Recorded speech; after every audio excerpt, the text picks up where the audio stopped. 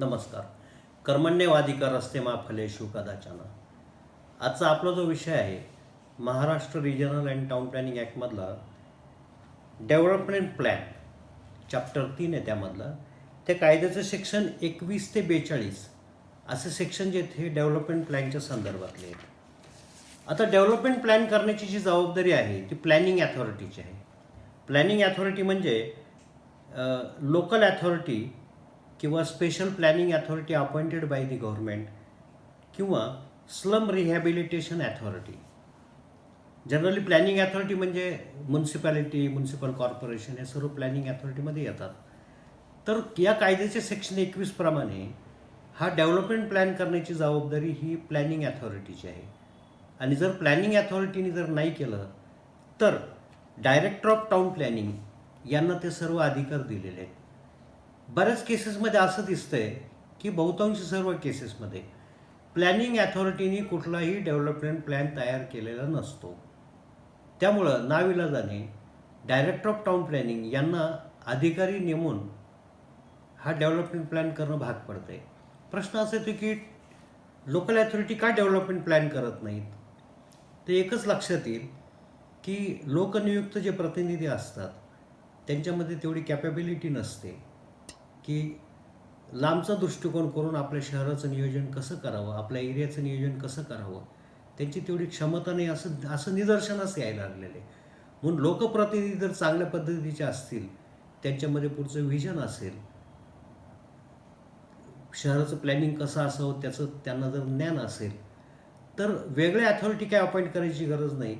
तीच नगरपालिका, तीच नगर परिषद किंवा तेच कॉर्पोरेशन हे डेव्हलपमेंट प्लॅन तयार करू शकतं. परंतु नाविलाजाने ते करत नाही. म्हणून डायरेक्टर ऑफ टाउन प्लॅनिंगला स्वतंत्र अधिकारी नेमून हा डेव्हलपमेंट प्लॅन तयार करावा लागतो. आता ही जी काही डेव्हलपमेंट प्लॅन तयार करायसाठी जे अधिकारी नेमले जातात त्यामध्ये assistant director of town planning यांना नेमलं जातं यामध्ये प्लॅनिंग करण्यासाठी. आता प्लॅनिंग करताना या डेव्हलपमेंट प्लॅनमध्ये काय काय कंटेंट्स असायला पाहिजे त्याची तरतूद सेक्शन 22मध्ये आलेली आहे. परंतु हा डेव्हलपमेंट प्लॅन करताना रिजनल प्लॅनमध्ये जी काही तरतूद आहे त्यामध्ये बदल करायचा अधिकार या प्लॅनिंग ॲथॉरिटीला नसतो. त्यामुळं जे काही प्लॅनिंग करायचं आहे हा रिजनल प्लॅनला टच न करता त्यामध्ये ज्या तरतुदी त्या तरतुदी कायम ठेवून नंतर हा डेव्हलपमेंट प्लॅन हा केला जातो. रिजनल प्लॅनमध्ये जी काही रस्त्याची आखणी असेल, जिथं ओपन स्पेस असतील, जिथं काही रिझर्वेशन टाकले असेल, particular area allocation of land खाली एक पर्टिक्युलर कामासाठी दाखवलेला असेल, त्यामध्ये चेंज करायचा अधिकार काही डेव्हलपमेंट प्लॅन करताना ॲथॉरिटीला नसतो. तो रिजनल प्लॅनमध्ये जी तरतूद आहे ती तशी इंटॅक्ट ठेवून नंतर त्याचा डेव्हलपमेंट प्लॅन हा केला जातो. आता डेव्हलपमेंट प्लॅनमध्ये कंटेंट्स काय काय असायला पाहिजे त्याची तरतूद या कायद्याच्या सेक्शन 22मध्ये आलेली.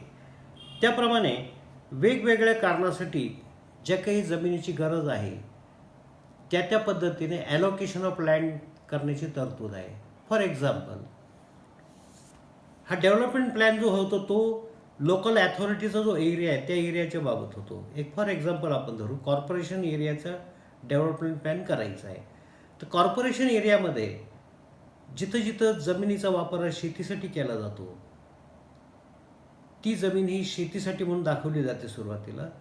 परंतु शहराचं भविष्यामध्ये होणारी वाढ विचारात घेता अजून त्या शहराच्या डेव्हलपमेंटसाठी रेसिडेन्शियल एरियाची किती आवश्यकता आहे, त्या रेसिडेन्शियल एरियाला ती लोकल ॲथॉरिटी म्हणजे कॉर्पोरेशन ही आवश्यक सुविधा पुरवू शकेल का, किती सुविधा पुरवू शकेल, त्या दृष्टीने किती एरिया हा ॲडिशनल रेसिडेन्शियल पर्पजसाठी आवश्यक आहे त्याचा अभ्यास करून तेवढा एरिया हा रेसिडेन्शियल झोनमध्ये दाखवला जातो.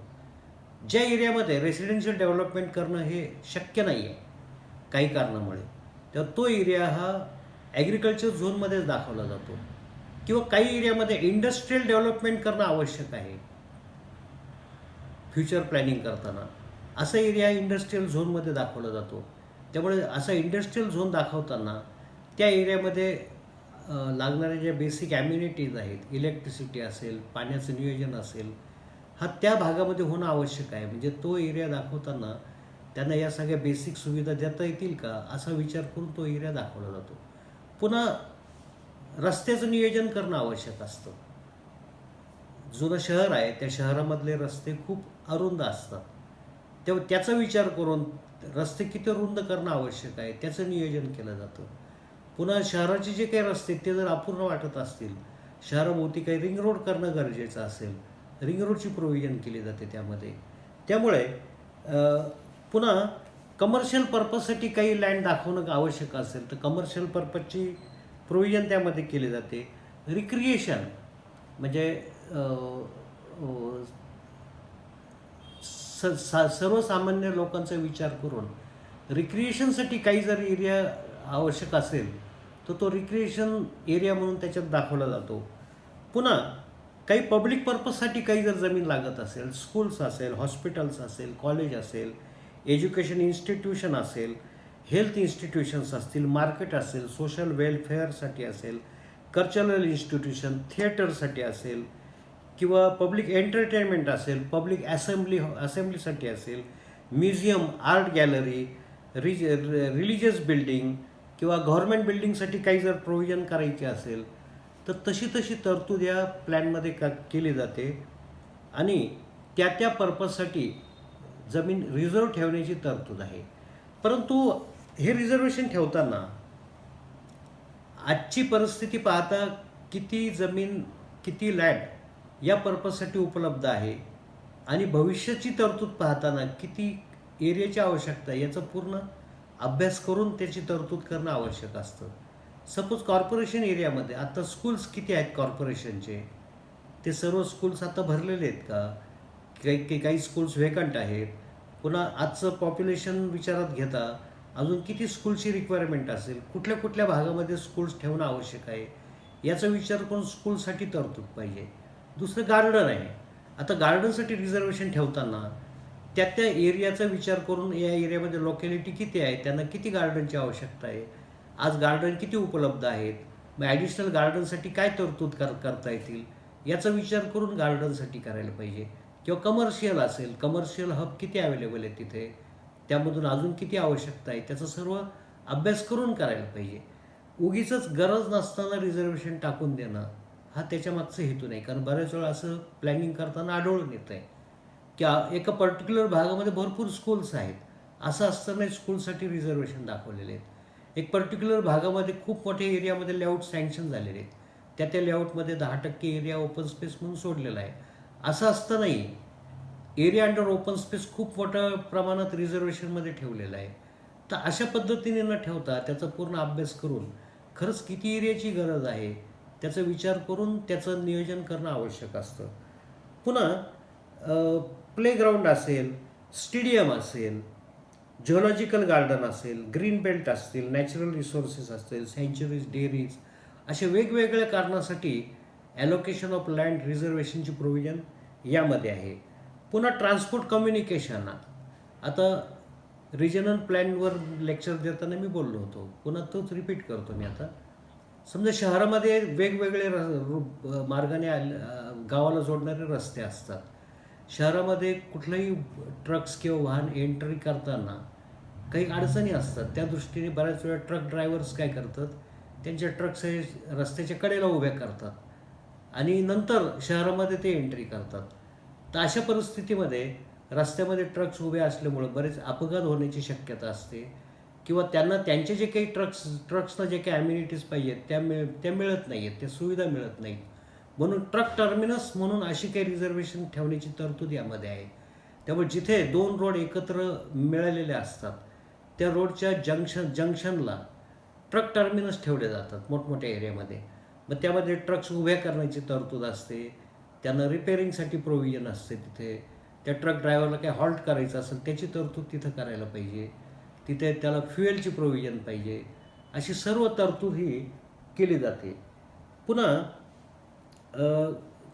रेल्वेची प्रोव्हिजन असेल, पार्कवेची प्रोव्हिजन असेल, वॉटरवेज असतील, कॅनल्स असतील, एअरपोर्टची काही प्रोव्हिजन करायची असेल तर तीसुद्धा डेव्हलपमेंट प्लॅनमध्ये करता येते.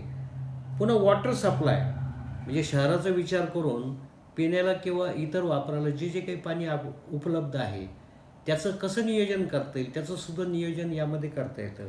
ड्रेनेज असेल, सांडपाण्याचं नियोजन असेल, public utility, amenity, electricity provision असेल, गॅस प्रोव्हिजन असेल, कारण बऱ्याच शहरामध्ये पाईपलाईनद्वारे गॅस पुरवण्याची तरतूद केली जाते.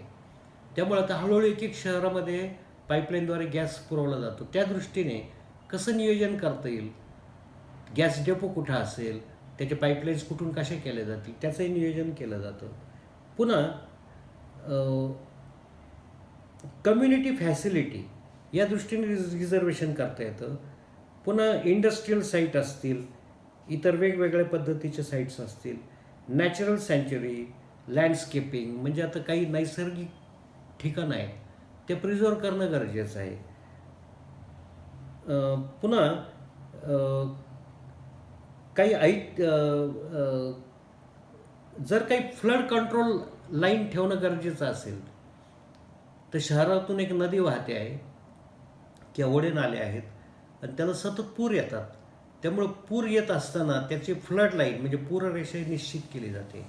त्याच्यासाठी थोडा अभ्यासही केला जातो की त्या एरियामध्ये साधारणपणे पाऊस किती पडतो, मग किती वर्षातून किती लेवलपर्यंत पूर येतो, त्या दृष्टीने पूररेषा निश्चित केली जाते. नुसता गेल्या 100-50 वर्षामध्ये आत्तापर्यंत मॅक्झिमम पूर कुठपर्यंत आलेला आहे ती पूररेषा होऊ शकत नाही. कारण काही काही गावामध्ये असं पाहिलं आहे की शासकीय अथॉरिटीने मॅक्झिमम जिथपर्यंत पूर आलेला ती पूररेषा डिक्लेअर करायचे सजेशन्स दिलेले आहेत. तसं म्हणावं तर दर 10-5 वर्षांनी सांगली शहर संपूर्ण पुरामध्ये जाते. त्यामुळे आता संपूर्ण सांगली शहर पूररेषा म्हणून ठरवता येईल का, तर त्याच्यासाठी काही अभ्यासपूर्ण विचार करून जिथं जेवढा भाग सतत पूर येऊन ॲफेक्ट होतोय तेवढीच पूररेषा ठरवली गेली पाहिजे. त्यामुळे अशी पूररेषा ठरवायची सुद्धा तरतूद त्यामध्ये आहे. पुन्हा आता पब्लिक म्हणजे स्टेट किंवा सेंट्रल गव्हर्नमेंटच्या गरजा पाहता त्यांच्या ऑफिसेससाठी किंवा त्यांच्या कामासाठी काही जमीन ही जर रिझर्व ठेवण्याची आवश्यकता असेल तर त्याचीसुद्धा तरतूद त्यामध्ये करता येते. पुन्हा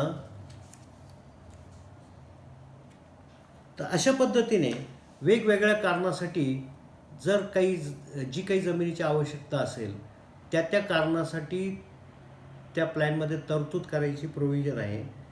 किंवा अशा सेक्शन 22 खाली केलेल्या प्लॅनमध्ये मॉडिफिकेशन करायचे अधिकार सेक्शन 22 खाली राज्य सरकारला असतात.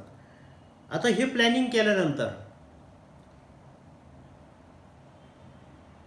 तो ड्राफ्ट डेव्हलपमेंट प्लॅन हा गॅझेटमध्ये डिक्लेअर केला जातो किंवा स्थानिक वृत्तपत्रामध्ये सुद्धा तो डिक्लेअर केला जातो आणि त्याचे सजेशन ऑब्जेक्शन हे मागवले जातात आणि गॅझेटमध्ये डिक्लेअर केल्यानंतर 60 दिवसाच्या आत कोणाला काही सजेशन द्यायचं असेल, काही ऑब्जेक्शन द्यायचं असेल तर ते द्यायचा अधिकार सर्व जनतेला असतो.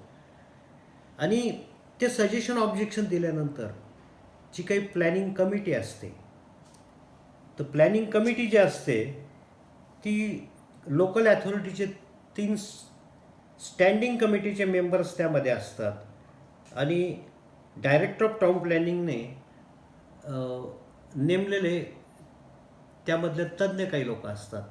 त्यांची मिळून प्लॅनिंग कमिटी झालेली असते आणि जो काही सजेशन ऑब्जेक्शन आलेलं असतं त्याचा विचार प्लॅनिंग कमिटीने करायचा असतो. आता सजेशन ऑब्जेक्शन देताना जो काही कोणी सजेशन देईल, ऑब्जेक्शन देईल त्याचा सायंटिफिक बेसवर विचार करणं गरजेचं आहे आणि आलेले सजेशन ऑब्जेक्शन हे प्लॅनिंग कमिटीपुढे ठेवले जातात. नंतर प्लॅनिंग कमिटी त्यावर निर्णय देते की सजेशन ऑब्जेक्शनचा विचार करता त्यामध्ये काही मॉडिफिकेशन करणं गरजेचं आहे का आणि नंतर तो ड्राफ्ट प्लॅन हा शासनाकडे मंजुरीसाठी पाठवला जातो. आता सजेशन ऑब्जेक्शनचा खरंच ही अथॉरिटी योग्य पद्धतीने विचार करतं का, हा त्यामध्ये महत्त्वाचा प्रश्न निर्माण होतोय. एक मजेशीर प्रकार मी सांगतो, कारण माझ्या एका आमच्या नगर शहराचा डेव्हलपमेंट प्लॅन झालेला होता, रिवाईज प्लॅन होता तो आणि ड्राफ्ट प्लॅन पब्लिश केल्यानंतर माझ्याकडे क्लायंट आला, त्याच्या जमिनीवर स्कूल आणि प्लेग्राऊंडचं रिझर्वेशन होतं. तर तो आला माझ्याकडे, साहेब माझ्या जमिनीवर असं रिझर्वेशन टाकलेलं आहे, हे चुकीचं आहे, रिझर्वेशन टाकायला नाही पाहिजे. म्हणलं का रे, का टाकायला नाही पाहिजे? तर साहेब शहरामध्ये एवढे शाळा मोकळ्या पडलेल्या आहेत, एवढे प्लेग्राऊंड आहेत, माझ्या जमिनीची गरज काय त्यामध्ये? म्हटलं ठीक आहे, आपण ऑब्जेक्शन घेऊ, पण ऑब्जेक्शन घेताना सायंटिफिक ऑब्जेक्शन घेतलं गेलं पाहिजे. मग अगोदर काय करू आपण, गुगल मॅप एक समोर घेऊ, आपण तुझ्या एरियाचा आणि संपूर्ण शहराचा एक गुगल मॅप आपण तयार करू आणि त्यामध्ये तुझ्या त्या क्लायंटच्या जमिनीच्या जवळपास कुठं कुठं स्कूल्स आहेत, कुठं कुठं प्लेग्राऊंड्स आहेत, किंवा जवळ त्या जमिनीच्या जवळ कुठं कुठं लेआउट मंजूर झालेले आहेत, त्या लेआउटमध्ये ओपन स्पेस कुठं कुठं आहेत, हे आम्ही त्या एका प्लॅनवर ॲलोकेट करून दिलं सर्व. नंतर कॉर्पोरेशनमध्ये माहिती घेतली की या अहमदनगर कॉर्पोरेशनच्या किती स्कूल्स आहेत एकंदर, त्यामधले किती स्कूल्स चालू आहेत आणि किती स्कूल्स बंद आहेत. जे बंद आहेत ते स्कूल जे आहेत त्या त्या त्या बिल्डिंगचा, त्या जमिनीचा वापर कशासाठी केला जातो, अशी आम्ही माहितीच्या अधिकाराखाली सर्व माहिती मागवलेली होती. त्यामध्ये असं लक्षात आलं की कॉर्पोरेशनकडे जवळजवळ 30-35 शाळा नगरमध्ये आहेत, त्यामधले जेमतेम 7-8 स्कूल्स चालू आहेत, बाकीचे स्कूल्स बंद आहेत. बंद काय तर त्यांना विद्यार्थी मिळत नाही म्हणून बंद आहेत, अशी माहिती समोर आलेली. जे बंद पडलेले शाळा आहेत त्या इमारतीचा वापर कशासाठी केला जातो, त्यातल्या निम्म्या इमारती या वेगवेगळ्या कारणासाठी लोकांना भाड्याने दिलेले आहेत आणि बाकीच्या इमारती या लॉक लावून बंद आहेत, अशी माहिती समोर आलेली आहे. नंतर हीच माहिती आम्ही ऑब्जेक्शनमध्ये दिलेली होती की कॉर्पोरेशनच्या स्वतःच्या मालकीच्या एवढ्या शाळा आहेत आणि त्यांच्याकडे विद्यार्थी नाही म्हणून शाळा बंद आहेत. असं असताना आपल्याला माझ्या जमिनीची गरज काय शाळेला, तुम्हाला पाहिजे तर ते कॉर्पोरेशनची शाळा आहेत त्यामध्ये शाळा करू शकता तुम्ही. पुन्हा राहिला प्लेग्राऊंडचा विषय. प्लेग्राऊंड आमच्या जमिनीच्या जवळ किती किती प्लेग्राऊंड्स आहेत. पुन्हा तिथून जवळच वाड्या पार्क हे खूप मोठा एक प्ले पार्क तयार झालेला खूप मोठा. मग याचं सर्व प्लॅन आम्ही तयार केलेला होता, तो सर्व ऑब्जेक्शनमध्ये सबमिट केलेला होता. आता ऑब्जेक्शनच्या हिअरिंगच्या वेळेला मी स्वतः तिथं हजर होतो. जे अधिकारी ऑब्जेक्शन्सच्या हिअरिंगसाठी आलेले होते त्यांनी 11ची वेळ दिलेली होती, पण ते आले दुपारी 3 नंतर हिअरिंग सुरू झालं. हिअरिंग सुरू होताना कोणालाही प्रॉपर वेने ऐकलं जात नव्हतं. कोणी आलं की त्यांना फक्त म्हटलं जाईल तुमचं ज्या लेखी म्हणणं आहे ते द्या आम्हाला, ते पुढं ढकललं जात होतं त्यांना. नंतर ज्यावेळेला माझा टर्म आला त्यावेळेला मी थांबलो, म्हणलं माझं पूर्ण ऐकून घ्या, ऐकून घेतल्याशिवाय मी काही पुढे जाणार नाही. पण त्यांना सर्व मी ऑब्जेक्शन्स दिले. मग त्यात असं त्या डेप्युटी डायरेक्टर आले होते इथे टाऊन प्लॅनिंगचे, तर त्यांच्यापुढे मी असं सजेशन दिलं आहे की आपल्याला शहराची लोकसंख्या पाहता एक्झॅक्टली किती स्कूलची रिक्वायरमेंट आहे आपल्याला, याचा आपल्याकडे काही डाटा आहे का? आपल्याकडे काहीच नाही. शहराची लोकसंख्या पाहता किती प्लेग्राऊंडची रिक्वायरमेंट आपल्याकडे तेवढा डाटा आहे का? काहीच डाटा नाही आहे. मग आपल्याकडे काहीच डाटा नाही आहे, असं असताना फक्त कुठल्या ना कुठल्या जमिनीवर स्कूलचं रिझर्वेशन टाकणं, कुठेही प्लेग्राऊंडचं रिझर्वेशन टाकणं कितपत योग्य आहे? माझ्या क्लायंटच्या जमिनीच्या जवळपास एवढ्या शाळा कॉर्पोरेशनच्या आहेत, त्या सर्व बंद पडलेल्या अवस्थेत आहेत. याचा पुरावा मी तुमच्यासमोर देतो आहे. म्हणजे कॉर्पोरेशनच्या मालकीच्या स्वतःच्या शाळा बंद असताना माझी जमीन कॉर्पोरेशनला कशासाठी पाहिजे? स्कूल पर्पजसाठी. खूप चांगल्या पद्धतीने आम्ही तिथं बाजू मांडलेली आहे. परंतु त्या अधिकाऱ्यांनी पॉझिटिव्ह विचार करायलाच तयार, निगेटिव्हली मलाच त्यांनी असं प्रश्न केला की का हो तुम्हाला असं वाटत नाही का तुमच्या पक्षकाराला की आपल्या जमिनीमध्ये लहान लहान मुलांनी खेळावं, बागडावं? मला साहेब प्रत्येकाला वाटतं की जमिनीमध्ये लहान लहान मुलांनी खेळावं, बागडावं, परंतु आपल्या स्वतःच्या नाही, दुसऱ्याच्या जमिनीमध्ये. मग त्या अधिकाऱ्यांनी मी सांगितलं की मला साहेब माझं रिझर्वेशन उठणार आहे, एवढं स्ट्रॉंग पॉईंट माझ्या क्लायंटच्या केसमध्ये आहे, परंतु लोक ऑब्जेक्शन का घेतात रिझर्वेशनला, याचं काही सायंटिफिक आपण थोडं विचार कराल का? आज माझ्या जमिनीत तुम्हाला जर रिझर्वेशन टाकायचं असेल तर तुमचं प्लॅनिंग होता 10 वर्ष निघून जातात. नंतर प्लॅनिंग झाल्यानंतर तो डेव्हलपमेंट प्लॅन फायनल झाल्यानंतर त्याप्रमाणे माझी जमीन ॲक्विजिशन करायला तुम्हाला 10 वर्षाचा कालावधी आहे. 10 वर्ष तुम्ही ॲक्विजिशन नाही केलं तर तोपर्यंत पुन्हा रिवाईज प्लॅन करता तुम्ही. रिवाईज प्लॅनमध्ये सुद्धा माझी जमीन पुन्हा रिझर्वेशनमध्ये टाकता तुम्ही. अशा परिस्थितीमध्ये जर माझ्या जमिनीचा वापर हा जर मला माझ्या थ्रूआउट लाईफमध्ये होऊ शकत नसेल तुमच्या रिझर्वेशनमुळं, तर मला ते प्रॉपर्टी असून नसून काय उपयोग आहे? त्यामुळे ही जी मानसिकता लोकांची होते की माझ्या जमिनीवर रिझर्वेशन नको आहे, या मानसिकतेचा विचार करा तुम्ही. त्यातून काय पर्याय काढता येईल कायमस्वरूपी हे शासनाला सजेस्ट करा. त्यामध्ये मी बऱ्याच सजेशन्ससुद्धा दिलेल्या होत्या की काय काय पर्याय आहे त्यामध्ये, की लोकांच्या प्रॉपर्टीवरचं रिझर्वेशन जरी ठेवलं तर लोक स्वेच्छेने आपल्या आपल्या जमिनी पब्लिक पर्पजसाठी देऊन टाकतील कुठल्या ऑब्जेक्शन नाही, याचा विचार तुम्ही पॉझिटिव्हली करा. नंतर बरंच त्या अधिकाऱ्याने पॉझिटिव्ह अप्रोच घेतला, त्यांनाही पटलं मी काय म्हणतो ते, आणि त्यांनी माझ्या क्लायंटच्या जमिनी त्या रिझर्वेशनमधून कमी केल्यात, कारण त्यांना स्ट्रॉंग प्रूफ तयार झाला होता समोर. म्हणजे ज्यावेळेला ऑब्जेक्शन घेतले जातात ते ऑब्जेक्शनसुद्धा खूप सायंटिफिकली बेस्ड असले पाहिजे. कारण बऱ्याच वेळा काय होतं आहे की जमिनी रिझर्वेशनमध्ये ठेवताना की पर्टिक्युलर जमिनीची खरंच त्या रिझर्वेशनमध्ये आवश्यकता आहे का याचा विचार न करता ती जमीन कोणाची आहे हे पाहून रिझर्वेशनमध्ये ठेवले जातात, किंवा एक पर्टिक्युलर जमिनी त्या पर्पजसाठी आवश्यक आहे परंतु एक ठराविक व्यक्तीची जमीन म्हणून ती जमीन रिझर्वेशनमध्ये ठेवली जात नाही, त्यापेक्षा दुसऱ्या कोणाची जमीन रिझर्वेशनमध्ये ठेवली जाते. असं आपल्याला प्रॅक्टिकली बऱ्याच वेळा हे अनुभवायला येतं. म्हणून असे प्रकार होऊ नयेत याची खूप दक्षता घेणं गरजेचं असतं. आता हा जो काही ड्राफ्ट डेव्हलपमेंट प्लॅन तयार केला जातो तो ड्राफ्ट डेव्हलपमेंट प्लॅन प्लॅनिंग कमिटीने ॲप्रूव्ह केल्यानंतर तो सेक्शन 30 प्रमाणे शासनाकडे सबमिट केला जातो. सबमिट केल्यानंतर शासन स्तरावर या सर्व प्लॅनचं पाहणी करून तो प्लॅन हा मंजूर केला जातो किंवा त्यामध्ये काही मॉडिफिकेशन केले जातात. बऱ्याच वेळा शासनाला जर असं निदर्शनास आलं की पर्टिक्युलर भाग आहे त्यामधला, त्या भागाबद्दल निर्णय घेणं आत्ता काही पॉसिबल होत नाही आहे, त्यामुळं तेवढा भाग एक्सक्लूड करून बाकीचा भाग हा मंजूर केला जातो. ज्याला एक्सक्लुडेड पार्ट जो आहे ना त्याला EP असं म्हणतात, एक्सक्लुडेड पार्ट. आणि तो एक्सक्लुडेड पार्ट आहे त्याचं नंतर पुन्हा योग्य नियोजन करून नंतर त्या पार्टचं तो प्लॅन हा डेव्हलपमेंट प्लॅन मंजूर केला जातो. आता जरी डेव्हलपमेंट प्लॅन मंजूर केल्यानंतर त्यामध्ये काही मॉडिफिकेशन जर करायचं ठरलं तर सेक्शन 37 खाली मॉडिफिकेशन करायचं गव्हर्नमेंटला अधिकार आहे. परंतु मॉडिफिकेशन करताना ज्या काही गोष्टी या कलम 21 पासून तर 30 पर्यंत आलेल्या आहेत त्याला धरूनच त्या मॉडिफिकेशन करायचा अधिकार शासनाला असतो. बऱ्याच वेळा काय होतं, मॉडिफिकेशनमध्ये अधिकाराचं मर्यादेचं उल्लंघन करून काही वेगळ्या तरतुदी टाकल्या जातात. फॉर एक्झाम्पल मी शिर्डीचा किस्सा सांगतो. शिर्डीचा डेव्हलपमेंट प्लॅन तयार झालेला होता. त्या डेव्हलपमेंट प्लॅनमध्ये जेवढी जमीन रेसिडेन्शियल पर्पजसाठी आवश्यक आहे असं वाटत होतं तेवढा एरिया त्यांनी रेसिडेन्शियल झोनमध्ये दाखवला होता आणि बाकी एरिया सर्व राहत्या गावातला, सर्व शिर्डी राहतामधला सर्व तो ॲग्रिकल्चर एरिया म्हणून दाखवलेला होता, ॲग्रिकल्चर झोन. परंतु नंतर असं लक्षात आलं की शिर्डीची डेव्हलपमेंट एवढी फास्टली होते तर आता रेसिडेन्शियल झोनमधला एरिया कमी पडायला लागला, म्हणून ॲग्रिकल्चर झोनमधला काही एरिया हा रेसिडेन्शियल झोनमध्ये समाविष्ट करणं गरजेचं झालेलं होतं. म्हणून शिर्डी नगर परिषदेने सेक्शन 37 खाली एक प्रस्ताव तयार केला आणि एक ठराविक भाग ॲग्रिकल्चर झोनमधून रेसिडेन्शियल झोनमध्ये कन्वर्ट करायची तरतूद त्यामध्ये ठेवली होती.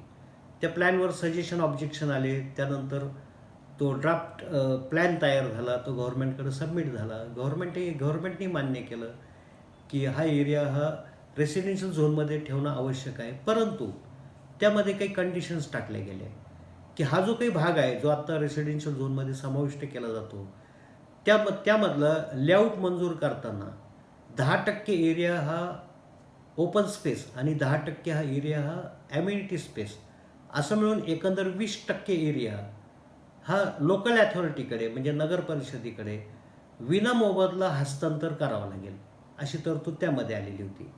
आता प्रश्न असा येतोय की सेक्शन 21 पासून तर 31 पर्यंत जर कुठेही अशी तरतूद नाही आहे की प्लॅन मंजूर करताना त्या एरियामधला लेआउट मंजूर करताना त्या लेआउटमधली 10% ओपन स्पेस आणि 10% ॲम्युनिटी स्पेस ही कुठलाही मोबदला न घेता प्लॅनिंग ॲथॉरिटीकडे हस्तांतर करायची तरतूद नसताना सेक्शन 37 खाली अशा पद्धतीची तरतूद आणता येईल का शासनाला, हा एक मुद्दा त्यात उपस्थित झालेला होता. ते मॅटर न्यायप्रविष्ट झालेलं होतं आणि त्यामध्ये हायकोर्टामध्ये एक रिट पिटिशन दाखल झालेलं होतं. त्यामध्ये मुंबई उच्च न्यायालयाच्या औरंगाबाद खंडपीठाने निर्णय दिलेला आहे त्यामध्ये असं आलेलं आहे की सेक्शन 37 खाली मॉडिफिकेशन करताना अशी काही कंडिशन्स शासनाला टाकता येत नाहीत. तेव्हा त्या कंडिशन ज्या टाकलेल्या होत्या की 10% ॲम्युनिटी स्पेस आणि 10% ओपन स्पेस हा नगर परिषदेकडे विनामोबदला हस्तांतर करता येईल, ती तरतूद ही चुकीची ठरवलेली आहे. ते मॅटर जे आहे किशोर बोरावके वर्सेस शिर्डी नगर परिषद असं ते मॅटर आहे. काही आवश्यकता असलं तर आपल्याला सर्चमध्ये सापडेल किंवा कोणी मला संपर्क केला त्या जजमेंटचे डिटेल्स देईल मी, मॅटर नंबर वगैरे. त्यामुळे सेक्शन 37 खाली मॉडिफिकेशन करताना या कायद्यानुसार जे काही अधिकार शासनाला आहेत त्या अधिकाराबाहेर जाऊन वेगळी तरतूद काही करता येत नाही. पुन्हा आता जे काही डेव्हलपमेंट प्लॅन तयार होतो त्याच्यात रिव्हिजन करण्याची प्रोव्हिजन सेक्शन 38मध्ये आहे. परंतु रिव्हिजन करताना 20 वर्षानंतर म्हणजे 20 वर्षामध्ये एकदा रिव्हिजन करण्याची प्रोव्हिजन आहे.